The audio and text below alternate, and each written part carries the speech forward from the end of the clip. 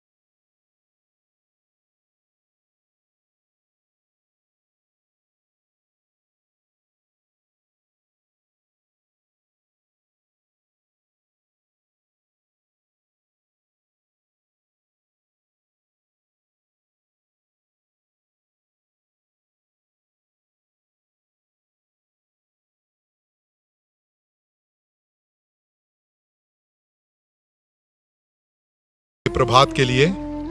एक और दिन परमेश्वर ने हमारी जिंदगी का जोड़ कर दिया और एक और दिन उसके राज्य के निकट आने के लिए आज के दिन परमेश्वर ने हमारी मदद की। हाँ, तो हम पिछली प्रभात को हम इस विषय के बारे में मनन कर रहे थे, जो कि परमेश्वर का वो महान अनुग्रह है जिसके द्वारा परमेश्वर ने इस आत्मिक जीवन में हमको आगे बढ़ने के लिए परमेश्वर हमारी मदद कर रहे हैं, जिसके हम योग्य नहीं थे। लेकिन इस अनुग्रह को प्राप्त करने के लिए संत पौलुस इफिसियों की कलीसिया को जब पत्री लिखते समय हमारे विनती और समझ से बढ़कर कार्य करने वाला वो सर्वशक्तिमान परमेश्वर, वो उसकी कृपा और अनुग्रह है कर जब हम समझते समय उस अनुग्रह को प्राप्त करने के लिए कुछ शर्तों को उसके ऊपर संत पौलुस बताते हैं। जैसे उसी इफिसियों की पत्री उसका 3 अध्याय उसकी 16वीं आयत में जब हम पढ़ते समय वहां पर इस प्रकार से लिखा है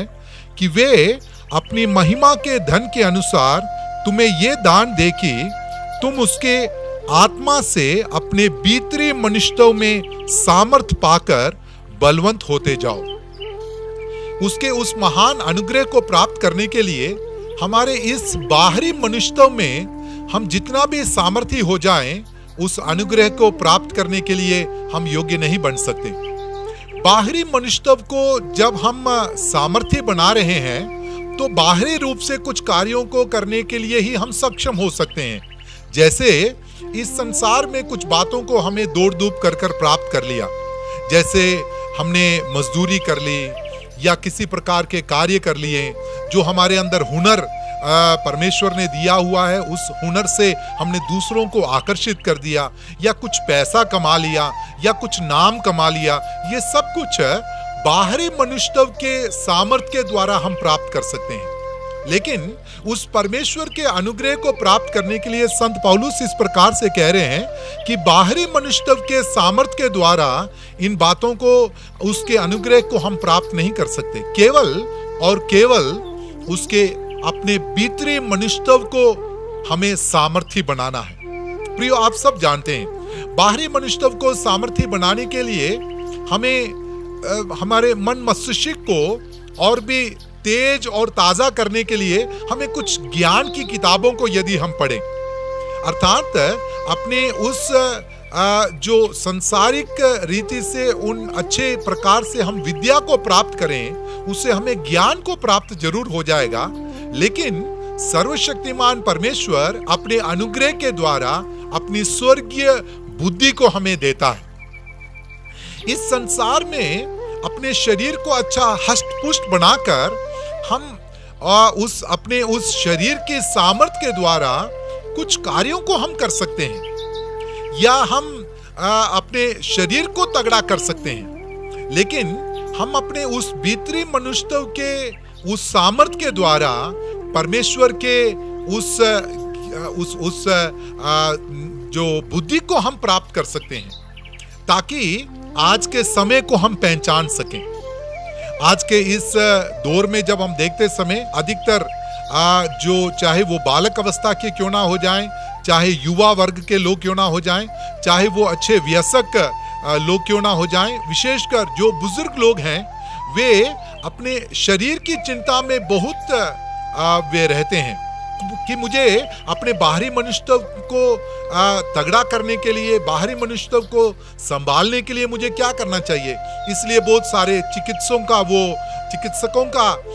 वो सहारा लेते हैं, बहुत सारे औषधों का वो सहारा लेते हैं, और भी बहुत सारी बातों को, जिस प्रकार से आज के दौर में हम देखते समय युवाओं को सबसे ज्यादा आकर्षित करने वाला एक केंद्र है, वो है जिम का केंद्र। वे अपना अधिकतर समय उस जिम में वो व्यतीत करते हैं। एक समय हुआ करता था वो केवल पुरुषों के लिए समझा जाता था, लेकिन आज स्त्रियों को भी आकर्षित करने का एक केंद्र बन गया है जिम का केंद्र। वहां पर उन युवाओं को आप पूछिए, यहाँ पर आकर आप किस चीज को प्राप्त करने के लिए चाहते हैं, वो कहेंगे कि हम अपने बाहरी मनुष्यत्व को, अर्थात अपने बॉडी को हम और भी तगड़ा बनाना चाहते हैं, और भी आकर्षित बनाना चाहते हैं, 6 पैक का हम बनाने के लिए चाहते हैं। लेकिन प्रियो, यहाँ पर संत पौलुस जब उस विनती और समझ से बढ़कर कार्य करने की बात को जब कहते समय उस अनुग्रह के बारे में जब कहता है तब कहता है कि उस अनुग्रह को प्राप्त करने के लिए हमें परमेश्वर की उपस्थिति में हमारे उस भीतरी मनुष्य को सामर्थी बनाना है। बाहरी मनुष्य को सामर्थी बनाने के लिए यदि हम पौष्टिक आहारों को प्राप्त करते हैं, अलग अलग प्रकार के जो प्रोटीन को यदि हम यूज करते होंगे, लेकिन हमारे भीतरी मनुष्य को सामर्थी बनाने के लिए ये कोई भी सक्षम नहीं है प्रियो। लेकिन भीतरी मनुष्य को सक्षम बनाने के लिए, सामर्थी बनाने के लिए परमेश्वर की उपस्थिति में घुटने टेक कर प्रार्थना कर कर परमेश्वर से हमें कुछ बातों को प्राप्त करना है। इतना ही नहीं, परमेश्वर के उस जीवित वचन अर्थात पवित्र शास्त्र में लिखे हुए एक एक वचन को, जो परमेश्वर का श्वास है या वो परमेश्वर के दिल की धड़कन है, या परमेश्वर के द्वारा अपने प्रियों को दिया गया वो प्रेम पत्र है, इसे हमें दोहरा कर पढ़ना है, मनन करना है, उसमें से कुछ बातों को हमें प्राप्त करना है। तब ही हम अपने इस भीतरी मनुष्य को तगड़ा कर सकते हैं। इन दिनों में परमेश्वर की पवित्र आत्मा की उस सहायता के द्वारा परमेश्वर अपनी कलीसिया में प्रार्थना का एक बड़ा आंदोलन को लेकर आ रहा है। मैं और आप उस बात के गवाह हैं कि हम व्यक्तिगत रूप से प्रार्थना में आगे बढ़ रहे हैं, कलीसिया के रूप में हम प्रार्थना में आगे बढ़ रहे हैं, परिवार के रूप में हम प्रार्थना में आगे बढ़ रहे हैं, उपवास के साथ प्रार्थना किया जा रहा है। पवित्र शास्त्र को जब हम पढ़कर देखते समय जितने भी भक्तों ने अपने उस भीतरी मनुष्य को तगड़ा करना चाहा है, उन्होंने इन बातों को करने में वो तत्पर हुए हैं, उन्होंने रुचि दिखाई है। इस प्रभात के समय जब हम परमेश्वर की उपस्थिति में बड़े शांत होते हुए मनन करते समय मेरी और आपकी प्रार्थना परमेश्वर की उपस्थिति में यही हो जाए, परमेश्वर, जबकि हम आपके धन्यवादी हैं उस अनुग्रह के लिए, लेकिन उस अनुग्रह को प्राप्त करने के लिए जो शर्त आपने हमारे सामने रखी है, विशेषकर उस भीतरी मनुष्य को सामर्थी बनाने के लिए, आपकी आत्मा के द्वारा सामर्थी बनाने के लिए आप मुझे योग्य बना लीजिए, ये मेरी और आपकी प्रार्थना हो जाए। यदि हम इस प्रकार से प्रार्थना करेंगे तो इस प्रभात के समय हम परमेश्वर के चरणों में उस पर भरोसा करते हुए हम कह सकते हैं, हाँ परमेश्वर, मेरा भीतरी मनुष्य